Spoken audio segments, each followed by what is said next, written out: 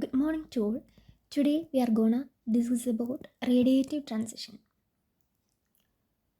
So, radiative transitions occur when an electron moves from a higher energy state to a lower one. When an electron transitions between these energy levels, it releases energy in the form of radiation.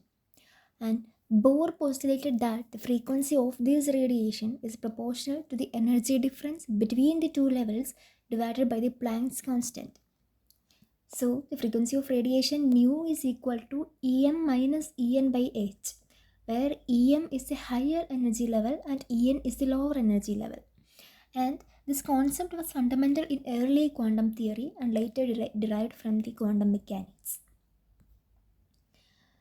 Now, time independent wave function. Actually, in quantum mechanics, the state of an electron is described by its wave functions. For an electron in a specific quantum state, the wave function has two parts. One that is time independent, which is describing the spatial properties, and another part that varies with time. So, the time dependent wave function n of an electron in a state of quantum number n and energy state En is the product of a time independent wave function n and a time varying function whose frequency is nu n is equal to En by h. So the wave function psi n is given by psi n e raised to minus of I En by h by t, and its conjugate psi star n is equal to psi star n e raised to I En by h into t. So taking the expectation value of the position of such an electron, we get integral over minus infinity to infinity x into psi star n psi n dx, which is equal to integral over minus infinity to infinity x into psi star n psi n dx. Actually, this indicates that when an electron is in a single or stable quantum state, its expectation value for position remains constant. This means that the electron doesn't oscillate or move in a way that would generate electromagnetic radiation. This is why an atom does not continuously emit radiation when its electrons remain in fixed energy states. So, when an electron transitions between two states, it exists in a superposition of the initial and final states. Actually, during this transition, both the initial and final wave functions contribute to the overall behavior of the electron. As the electron oscillates between these states, its position varies, causing it to emit electromagnetic waves.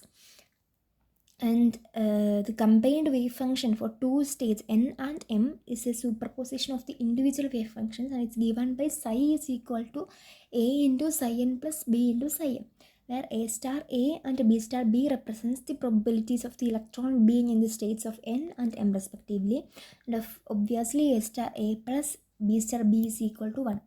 So taking the expectation value that corresponds to this composite wave function, we get expectation value is equal to integral over minus infinity to infinity x into a star psi n star plus b star psi star m into a psi n plus b psi m dx.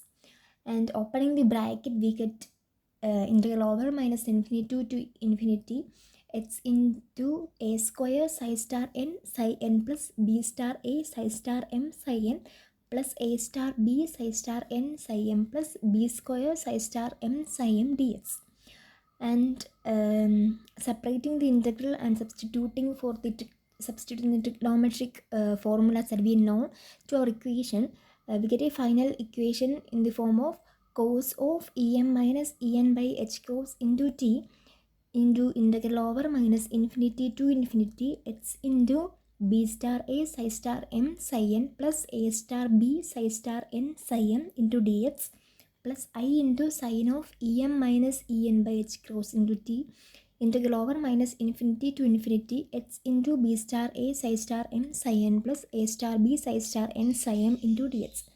So here our result is in the form of a complex equation, that is it should have a real part and an imaginary part, and here the real part of this result varies with time, as cos of Em minus En by h cross into t is equal to cos 2 pi into Em minus En by h cross into t, which is equal to cos 2 pi nu t.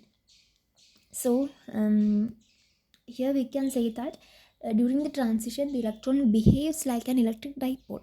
Its position oscillates sinusoidally, and this oscillation generates electromagnetic radiation. The frequency of this radiation, as we have seen earlier, is determined by the energy difference between the two states, and this is similar to the classical concept of an oscillating charge generating electromagnetic waves, and the frequency is like nu is equal to Em minus En by h. Now, moving on to the selection rule, here not all transitions between quantum states are allowed. The selection rules tell us which transition can emit radiation. For an allowed transition, the orbital quantum number L must be changed by plus or minus 1, and the magnetic quantum number ML can either stay the same or change by plus or minus 1. And transitions that do not meet these criteria are called forbidden transitions, and are much less likely to occur. And for forbidden transition, this integral over the position is 0.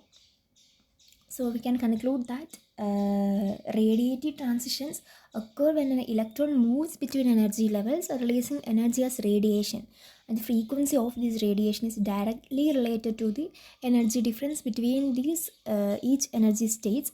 And the selection rule, which governs which transitions are allowed, help us predict the likelihood of radiation. These principles, grounded in quantum mechanics, provide a deep understanding of atomic behavior and electromagnetic radiation. And thank you.